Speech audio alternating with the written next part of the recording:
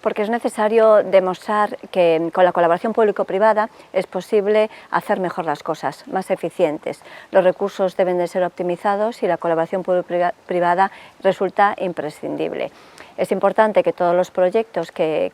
vengan, en este caso a la Xunta de Galicia, al Gobierno gallego, que sean proyectos que permitan cumplir con los principios o con la esencia que tenemos en este caso en materia de empleo, de fomentar el emprendimiento, bien sea un emprendimiento individual o un emprendimiento colectivo, pues deben ser apoyados y por tanto nos parecen instrumentos necesarios e imprescindibles. Porque el Camino de Santiago,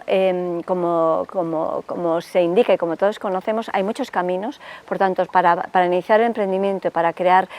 proyectos emprendedores se tienen que empezar desde muchos caminos y por tanto el Camino de Santiago sabéis que es plural. El Camino de Santiago siempre hay una flecha amarilla que lo identifica y lo significa y lo determina, y es como el emprendimiento, es un camino que tienes que seguir hacia adelante, que te permite tener perspectiva y decir hacia atrás qué he hecho, cómo tengo que cambiar, pero tengo que seguir una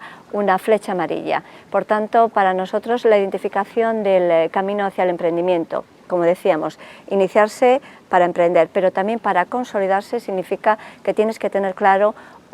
tu guía, tu meta, tu objetivo, tu consolidación en todos los aspectos, y eso lo determina una flecha amarilla como el Camino de Santiago. Pues este tipo de iniciativas son apoyados, como decíamos, más allá de un apoyo de financiación, pequeños apoyos, porque lo importante es encontrar personas que compartan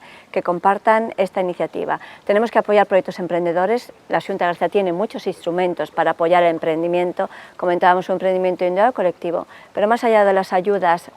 financieras que existen, instrumentos de apoyo para comenzar a darse de alta como autónomos y autónomas, para instrumentos, digamos, de apoyo económico, lo que es muy importante es prestar apoyos de tutorización y de mentoring, ese tipo de apoyos que es el acompañamiento permanente para que los proyectos emprendedores puedan consolidarse y sobre todo que sean sostenibles. Por eso al final resulta imprescindible que existan proyectos como el que hoy estamos hablando, Facendo Camiño Emprendedor.